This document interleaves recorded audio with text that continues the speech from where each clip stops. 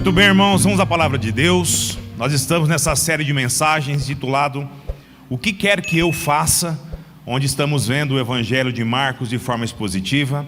E hoje nós veremos Marcos capítulo 6, dos versos 30 até o verso de número 44. E o tema da mensagem de hoje é necessidade. Como vejo? Como Deus vê. Marcos capítulo 6, dos versos 30 até o verso número 44. E o tema da mensagem de hoje é necessidade. Como eu vejo? Como Deus vê.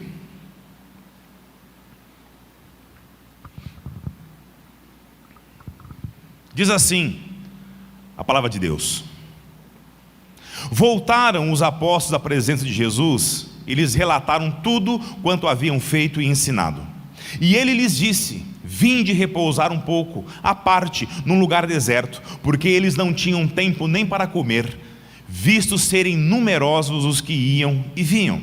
Então foram sós no barco para um lugar solitário. Muitos, porém, os viram partir e, reconhecendo-os, correram para lá a pé de todas as cidades e chegaram antes deles. Ao desembarcar, viu Jesus uma grande multidão e compadeceu-se deles, porque eram como ovelhas que não têm pastor, e passou a ensinar-lhes muitas coisas. E declinando a tarde, vieram os discípulos a Jesus e lhe disseram: É deserto esse lugar, e já é avançado a hora. Despede-os, para que passemos pelos campos ao redor e pelas aldeias, para que comprem para si o que comer. Porém, ele lhes respondeu: Dai-lhes vós mesmo de comer. Disseram-lhe: Iremos comprar 200 denários de pão, para lhes dar o que comer? E ele lhes disse: Quantos pães tendes? Ide ver. E sabendo eles, responderam: 5 pães e 2 peixes. Então Jesus ordenou que todos se assentassem em grupos sobre a relva verde. E o fizeram, repartindo-se em grupos de 100 em 100 e de 50 em 50. Tomando ele os 5 pães e os 2 peixes, erguendo os olhos ao céu, os abençoou. E partindo os pães, deu aos discípulos para que o distribuíssem. E por todos repartiu também os 2 peixes. Todos comeram e se fartaram, e ainda recolheram 12 cestos cheios de pedaços de pão e de peixe. Os que comeram dos pães eram 5.000 homens. Até aqui, abaixe sua cabeça. Senhor, nesse momento, Pai, nós estamos diante da Tua palavra, e nós clamamos, Deus, a ação do Teu Santo Espírito. Abra, Pai, nosso coração, Deus, abra o nosso entendimento, para que nós consigamos enxergar as verdades contidas aqui, Deus, o princípio eterno da Sua palavra. Nos mude, Deus, de dentro para fora, nós possamos sair daqui, Deus, muito, mas muito melhor do que nós entramos. Essa oração que fazemos e te integramos, Deus, não é nos nossos méritos não, pois é no nome de Jesus, amém. Meus irmãos, como nós vimos anteriormente, o propósito do Evangelho de Marcos era mostrar para os novos convertidos lá de Roma que Jesus era de fato o Filho de Deus. Por isso Marcos relata de forma primorosa os feitos, as curas e os milagres, onde se expressava o que? Todo o poder de Cristo, uma vez que para um romano o poder era a coisa mais importante. E na mensagem anterior a essa, no texto anterior a esse, vimos que Marcos ele faz uma interrupção na sua narrativa entre enviar os 12 apóstolos em missões, de 2 em 2, nas vilas ao redor de Nazaré, ao relato da volta deles até Jesus. Marcos, de forma estratégica, nos conta como foi a morte de João Batista, preparando os seus leitores para a grande morte que viria mais adiante, a do próprio Cristo. E no texto de hoje, Marcos vai retomar a narrativa dos milagres de Jesus, continuando a sua ênfase em mostrar que ele era o Filho de Deus, o Messias prometido a toda a nação de Israel. E apesar de passar pela vergonha, a crueldade de morte de cruz, Cristo assim o fez em amor a nós, pela vontade de Deus Pai, para redimir eu e você e nos justificar perante Deus da nossa vida de pecados. E um detalhe aqui, o relato desse milagre é o único que aparece de forma onissa em todos os evangelhos. Ou seja, os 4 evangelhos relatam esse milagre aqui. Então vamos lá ao texto. Veremos o que esse milagre impressionante tem a ensinar a mim e a você. Mantenha a sua Bíblia aberta, não feche ela não. E leia novamente comigo o verso de número 30. Voltaram os apóstolos à presença de Jesus e lhes relataram tudo quanto haviam feito e ensinado.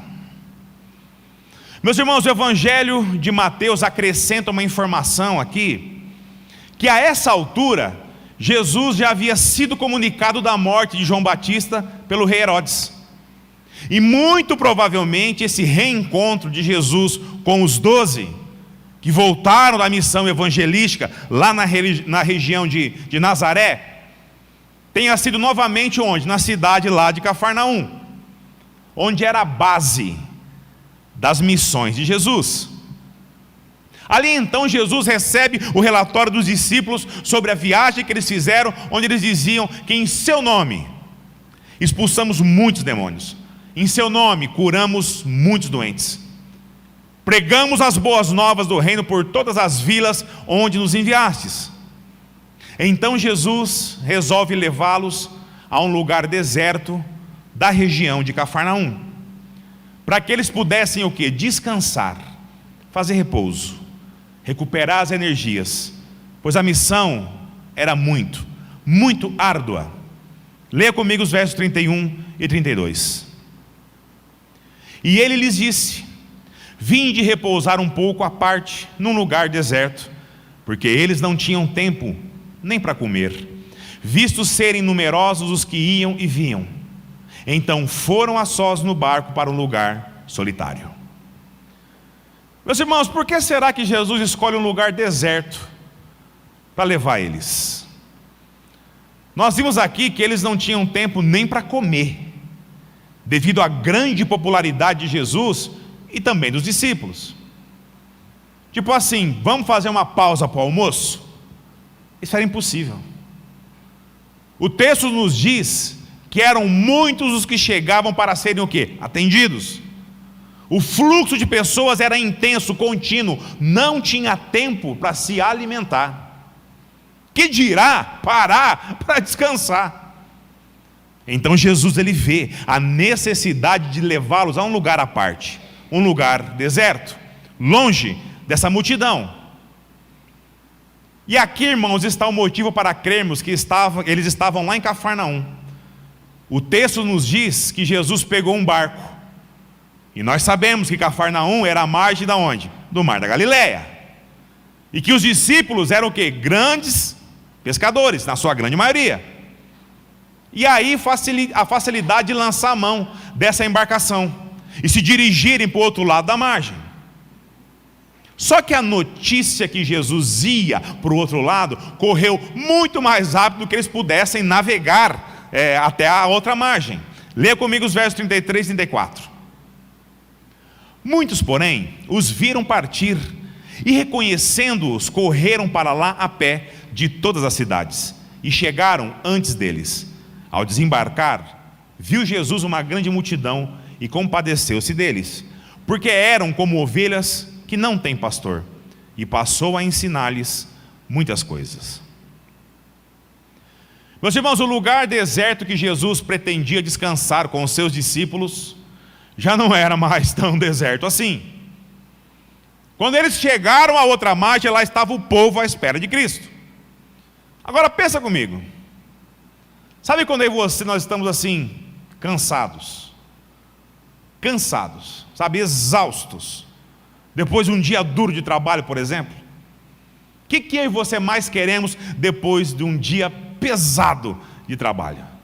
Nós queremos um bom banho, uma boa comida e cama. Aí aparece a sua esposa ou o maridão dizendo: bora, levanta, vamos começar a faxina em casa e você tem que me ajudar. Irmãos, a minha esposa faz faxina de noite. Eu não entendo isso. Não entendo. Enfim, bora, vamos, levanta, porque nós vamos começar a nossa faxina em casa e você tem que me ajudar. Ou o filho que chega para você, sabe, na hora que você está com o olho assim, já fechando para dormir: mãe, pai, eu tenho prova amanhã, ajuda eu a estudar. Meia-noite do domingo, e na segunda, de manhãzinha, todo mundo tem que estar de pé. O que normalmente acontece, irmão, comigo e com você? Qual que é a primeira coisa que vai desaparecer da minha e da sua vida? O nosso bom humor. Ele vai embora, ele vai pelo ralo na mesma hora. A nossa paciência, que era desse tamanho, vai ficar desse tamanho, ela vai se encurtar tanto. E eu e você, nós acabamos o quê? Nos frustrando, porque a gente queria só o quê? Dormir. E aí começa a irritação. Nós somos tentados, irmãos, literalmente, a vender briga. É natural de mim e de você. Mas e Cristo Jesus, o que ele fez? Cristo se compadece deles. Ovelhas carentes, precisando de um pastor, precisando de comida,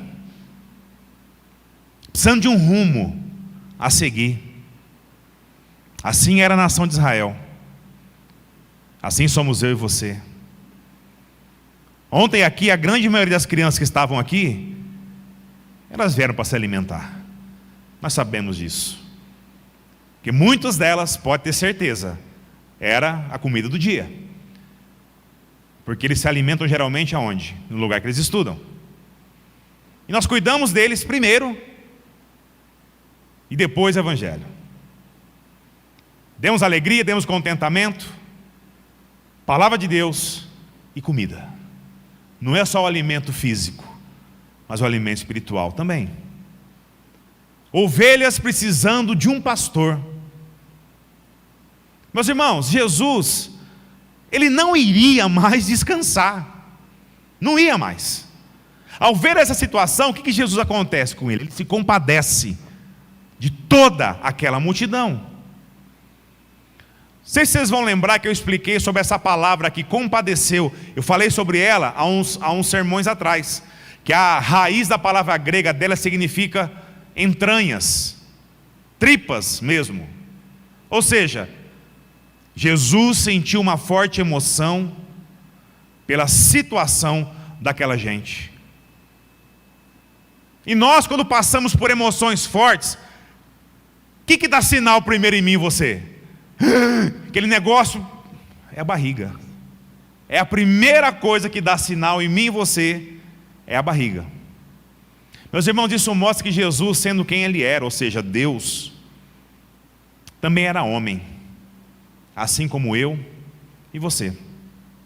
O Evangelho de Lucas nos diz que Jesus acolheu aquelas pessoas, além de se compadecer delas.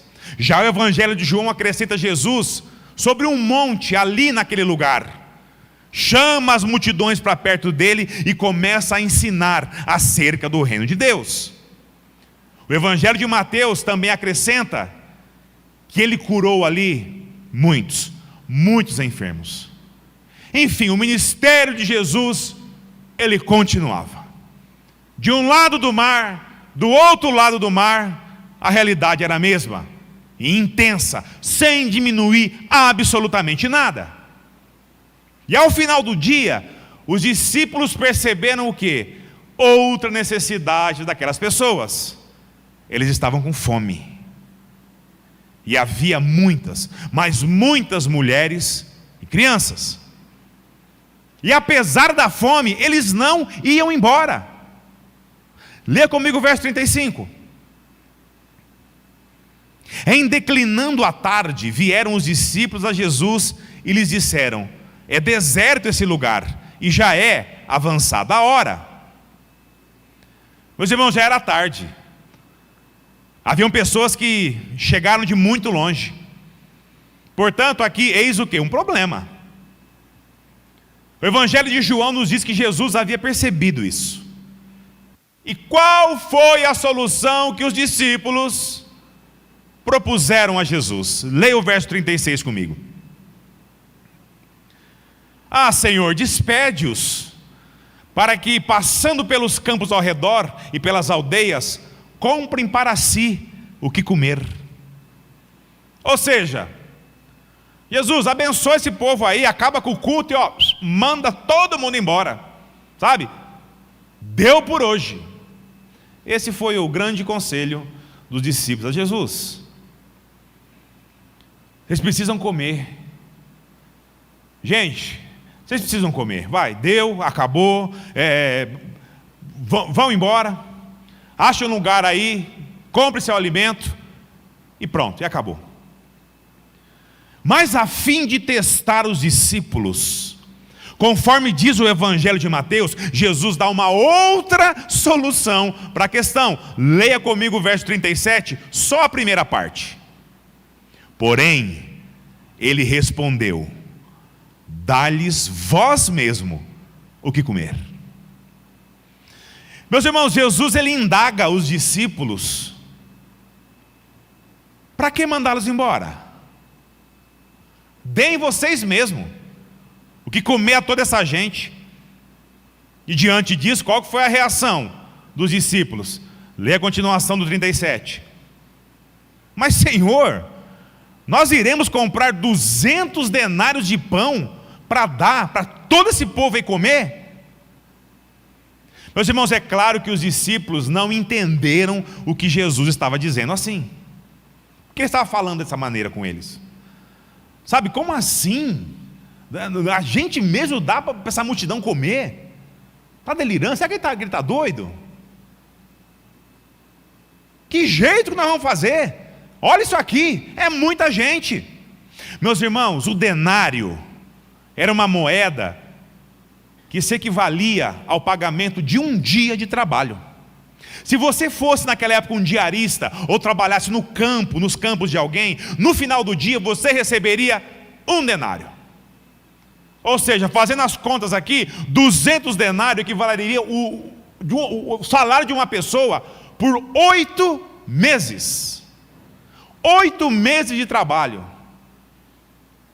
equivale a 200 denários. E eles disseram: Senhor, onde é que a gente vai encontrar 200 denários? Pois é isso que a gente vai precisar por baixo, para comprar pão para toda essa gente. Essa foi a resposta dos discípulos, a essa altura, acredito eu, apavorados, né? Com a iniciativa de Jesus. Mas aqui, irmãos, Jesus estava mais uma vez testando a fé dos discípulos, para ver se eles haviam entendido de fato quem ele era, e por quem ele era, o que ele poderia fazer. Jesus então toma a liderança da situação, e ele quer saber quantos pães tinham. Ou seja, o que tem na despensa aí? Vai lá olhar. Lê comigo o verso 38. E eles lhes disse: quantos pães tendes? Ide ver. E sabendo, eles responderam: 5 pães e 2 peixes. Meus irmãos, um detalhe aqui: o Evangelho de João nos diz que, na verdade, esses pães e peixes, quem tinha ele não eram os discípulos, mas sim um menino, um rapazinho que eles acharam ali no meio da multidão. Irmãos, vale lembrar que esses 5 pães que o garoto possuía não era igual ao nosso pão de hoje aqui, não. Talvez você possa estar pensando naquele pãozão caseiro, né, que a mãe faz no forno de barro em casa, né, desse tamanho. Não era assim não, irmão. O pão que o pobre comia na Palestina era feito de cevada, parecendo um bolachão, desse tamanho assim, redondo, fino. E os peixes?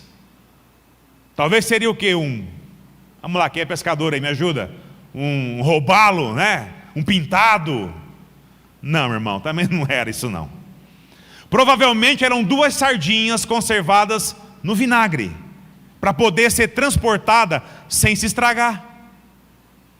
E Jesus, tomando ciência do que havia, ordena que todos se assentem. Leia comigo o verso 39.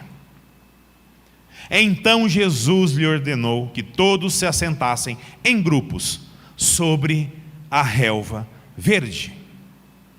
Irmãos, aqui tem outro detalhe importante. No sentido de que os relatos dos evangelhos são todos a partir do ponto de vista de testemunhas oculares, de pessoas que estavam lá. Isso é evidente em diversas ocasiões por todos os evangelhos. E aqui se dá no relato que a relva que eles se assentaram era o quê? Verde. Irmãos, ninguém dá um detalhe disso aqui numa conversa, num relato, se ele não tivesse observado isso aqui. Jamais. E por ser tempo de relvas verdes lá na Palestina, muito provavelmente isso foi no período do quê? Da primavera, entre os meses de março e o mês de junho. E uma curiosidade aqui também: Eusébio, que foi o primeiro historiador da igreja, deixou registrado em sua obra que o relato de Marcos faz no seu evangelho é baseado no testemunho do apóstolo Pedro. Marcos não esteve lá, mas Pedro sim. E Pedro notou que a relva estava verde. Por que é importante isso, saber disso aqui? Para que eu e você tenhamos confiança fidedigna ao evangelho. Irmãos, isso aqui não são coisas inventadas por homens não, mentes humanas. Eles de fato antecederam tudo isso daqui, e foi registrado tanto nas escrituras como em obras fora da Bíblia. Portanto, irmão, pode confiar no relato bíblico. Amém? Jesus ordena que eles se sentem à relva verde, e eles fazem o quê? Obedecem. Leia comigo o verso 40. E o fizeram, repartindo-se em grupos de 100 em 100 e de 50 em 50. Irmãos, vamos lá. Final de tarde, apesar de não saberem nada do que acontecia, a multidão faz o quê? Ela obedece a Jesus. Se divide em grupos de 100 e 50 pessoas e vão lá e se acomodam sobre a relva verde. E em seguida, o que Jesus faz? Leia comigo o verso 41, a primeira parte apenas. Tomando ele os 5 pães e os 2 peixes, erguendo os olhos ao céu, os abençoou. Meus irmãos, provavelmente Jesus disse assim: Pai, nós agradecemos o alimento que o Senhor nos dá. Nós agradecemos a Ti, Deus, pela Tua provisão. Nós agradecemos a Ti, Pai, porque o Senhor nunca nos faltou. Aí Ele abençoa esse alimento. Diz: Deus, abençoe que Ele possa recuperar o vigor de toda essa gente, de toda essa multidão. Meus irmãos, sabe o que me vem na cabeça? Eu fico imaginando os discípulos olhando assim: rapaz, isso aí não vai dar certo não. Sabe, olhando o pãozinho ali, o peixinho, e olhando todo aquele povo: não, essa conta não fecha, essa conta não bate. Imagina uma multidão dessa, dois peixinhos desse tamanhinho, sabe? Não, isso não vai rolar. O interessante aqui é que Jesus, já agradecendo a Deus pelo alimento, com 5 pães e 2 peixes, e uma multidão de 5.000 homens, sem contar mulheres e crianças, os discípulos, provavelmente o povo também, não estava entendendo nada. Imagina, você acha que você olhando aquilo lá ia falar o quê?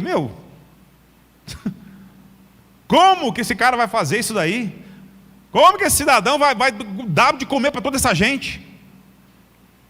Então o que Jesus faz em seguida? Leia comigo a continuação do verso 41.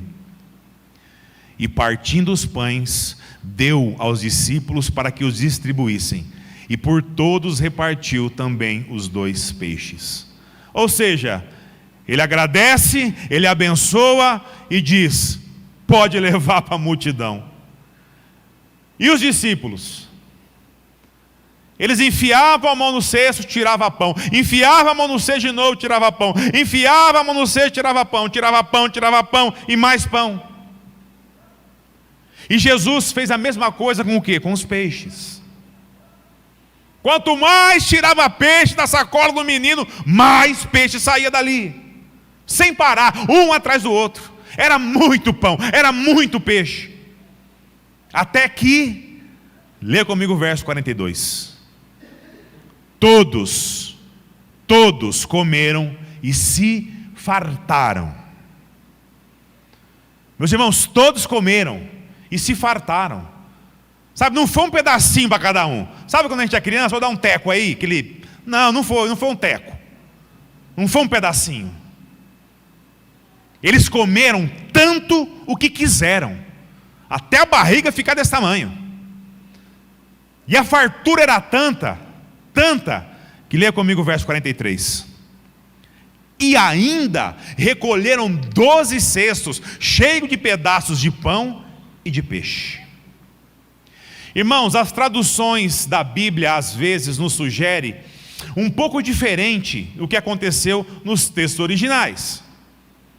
A tradução aqui para cheios de pedaços de pão e peixe não é pedaço repartido, mas sim peças inteiras. Eram pães e peixes inteiros. O Evangelho de João acrescenta que Jesus disse para todos eles que nada se perdesse. E havia sobrado muito. Apesar daquela multidão imensa comer até se fartar. Lê comigo o verso 44. E os que comeram dos pães eram 5.000 homens. O Evangelho de Mateus acrescenta que eram cerca de 5.000 homens, mais suas mulheres e crianças. Irmãos, fazendo uma conta por alto, deveria ser a população de Junqueirópolis. Nesse lugar, cerca de 20.000 pessoas. Enfim, uma tarde, irmãos, memorável. E sabe o que me impressiona nesse relato aqui? É a simplicidade de Jesus. Por quê? Porque não tem sensacionalismo algum. Vocês percebem como Cristo age de modo simples? Deus, ele pode agir como ele quiser, mas ele escolhe agir o quê? De modo simples. O Evangelho é simples. Quem gosta de se engrandecer somos nós. É o homem. Pelos pecados ocultos dentro do meu e do seu coração. Jesus não falou assim, atenção, olha para mim, abracadabra. Não foi isso, irmão. Não foi isso. Cristo realiza um milagre dessa magnitude sem sensacionalismo algum. Ele podia fazer disso aqui um espetáculo. Bem ao contrário que a gente vê nas esquinas por aí, né? Meus irmãos, eu acho que o povo deve ter levado algum tempo até entender o que estava acontecendo ali. Tal a simplicidade do ato de Jesus.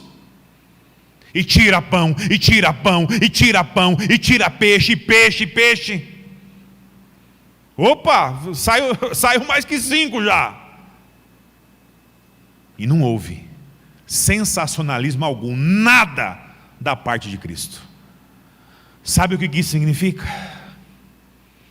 Quando você vê alguém aí gritando, pulando, falando um monte de coisa que ninguém entende absolutamente nada, se dizendo ser da parte de Deus, e que determina, e que ordena, e recebe o milagre, e aleluia, e eu fico imaginando Cristo olhando, falando assim, Senhor, não entenderam mesmo não entenderam nada. Sabe, fazer um estardalhaço, um verdadeiro circo, muitas vezes uma palhaçada que dá até pena. Mas sabe o que dá pena? É o povo. O povo corre atrás disso. o povo vai sambando, rodopiando, querendo mais daquilo. Meus irmãos, a intenção de Deus com os milagres, presta atenção que isso é importante. A intenção de Deus com os milagres não é chamar a atenção para o milagre em si, mas é para chamar a minha e a sua atenção para a pessoa de Cristo. Amém? Não é um milagre. Não é um milagre. Por isso que os milagres na Bíblia são chamados muitas vezes do quê? De sinais. Por que sinal? Porque chamam a atenção para alguma coisa, além dele mesmo. Você está dirigindo, vamos lá. Você está dirigindo, aí você vê uma placa, um sinal indicando hospital a 500 metros. E você precisando de um. O que a gente faz? A gente para na frente da placa e fica olhando para ela? Ou corre os 500 metros que ela está dizendo? Percebe? Não é um milagre. Os sinais ou milagres, na Bíblia apontam para outra coisa muito, mas muito além do milagre, que é o autor do milagre. Portanto, o que esse sinal aqui ele nos ensina? O que podemos extrair de ensinamento desse texto aqui tão magnífico, desse milagre tão estrondoso? Vamos ver algumas coisas que o texto instrui a minha e a sua vida. Vamos lá, presta atenção, irmãos. Primeiro, a divindade de Jesus. Irmãos, Cristo é de fato Deus. Quem que é o Criador? Deus. E o que Cristo fez aqui? Ele criou pães e peixes. Portanto, se só há um Criador, Cristo criou pães e peixes. E Cristo fez isso no seu próprio nome. Ele não fez isso no nome de Jeová, nome de Deus, de Yahvé. Ele simplesmente deu graças, abençoou e multiplicou os pães e peixes. Irmão, só Deus pode fazer isso. Só Deus tem poder para criar as coisas. E esse texto aqui vai se opor a denominações ditas antitrinitaristas, que não creem na Trindade, como os próprios judeus, Mormons, Testemunhos de Jeová, que não pode ver um domingo você dormindo, que está lá na sua porta. Segundo, Jesus se compadece daquela multidão que estavam como ovelhas sem pastor. Cristo sente nas suas entranhas a necessidade daquele povo. Necessidade física, mas também a espiritual. Pois mesmo Ele, sendo Deus, Ele se compadece com a nossa raça. Pessoas tão pequenininhas. Sabe por quê? Porque Ele sabe, irmão, exatamente qual é a minha e a sua necessidade. Seja pão, seja peixe. Mas a maior necessidade que Deus sabe sobre mim e você é a necessidade de pão. Mas não é o pão daqui, é o pão de lá, o pão da vida. Amém, igreja? Essa é a necessidade que Cristo sabe de mim e de você. Terceiro, sabe aquela sensação de déjà vu, né? Aquela sensação de que você viu isso em algum lugar? Então, a impressão que dá é que Cristo levou aquele povo, e a nós também, um passeio pelo Antigo Testamento. Cristo leva o povo até o deserto e os alimenta, não foi isso? O que Deus fez mesmo com a nação de Israel? Quando libertou lá da escravidão do Egito? Quem lembra? Cristo diz que aquela gente parecia o quê? Ovelha sem pastor, não é? Olha só o que Moisés disse em Números 27, de 15 a 17, presta atenção. Então disse Moisés ao Senhor: ó Senhor, autor e conservador de toda a vida, ponha um homem sobre esta congregação, que saia adiante deles, e que entre adiante deles, e que os faça sair, e que os faça entrar, para que a congregação do Senhor não seja como ovelhas que não têm pastor. Moisés, ele pede a Deus que ele levante um homem perante a nação de Israel, que os guie, para que eles não fiquem como ovelhas que não têm pastor. E Cristo, adiante daquela multidão, lembra aquele povo que o pedido de Moisés estava ali diante deles.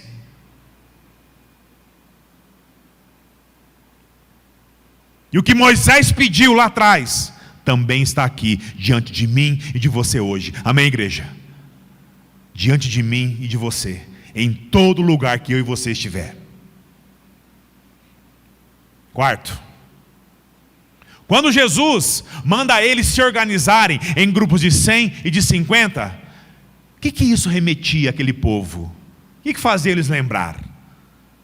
O livro de Êxodo. Quando o sogro de Moisés aconselha ele a escolher homens capazes no meio do povo, para que auxilie ele na sua árdua tarefa de julgar a nação de Israel. Êxodo 18, 25, presta atenção. Escolheu Moisés homens capazes de todo Israel e o constituiu por cabeça sobre o povo, chefes de 1000, chefes de 100, chefes de 50 e chefes de 10. Irmãos, Jesus está dizendo aqui mais uma vez para aquela gente que nele se faz fim a todo o Velho Testamento. Pois tudo que havia passado era sombra do que estava por vir. Quinto, sobre a relva verde. Salmo 23, de 1 a 3, presta atenção. O Senhor é meu pastor, nada me faltará. Ele me faz repousar por pastos verdejantes. Leva-me para junto das águas de descanso. Refrigera-me a alma. Irmãos, Jesus nos ensina aqui com esse texto que Ele é o nosso pastor. Portanto, irmão, nada há de faltar. Descanse. Seja pão, seja peixe, seja qualquer outra necessidade, nós temos que confiar em Cristo. Amém, igreja? Eu não sei o que você está precisando hoje, mas Deus sabe. Ele não deixou faltar o pão, e também não deixará faltar o pão da vida eterna. Ele não deixou faltar o pão de cada dia. Jamais Ele deixará faltar o pão da vida. Irmão, de verdade, se algum dia da sua boca, da minha e da sua boca, as pessoas ouviram algo contrário a isso, Deus nos dá a oportunidade hoje de pedirmos perdão a Ele. Pois se eu e você estamos aqui, é porque não faltou o necessário. Não faltou. Porque se tivesse faltado, nós não estaríamos aqui. Sexto e último. Os 12 cestos de pães e peixe que sobraram. Cristo está se referindo às 12 tribos de Israel. Ele está dizendo que Ele é o alimento para todas as nações, para todo aquele que nele crer. Nós faremos isso hoje em memória dele, na ceia do Senhor.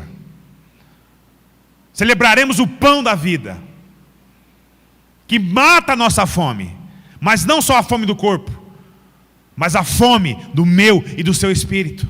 Sabe aquele vazio que muitos sentem? É isso, irmão. É esse tipo de fome que Jesus mata.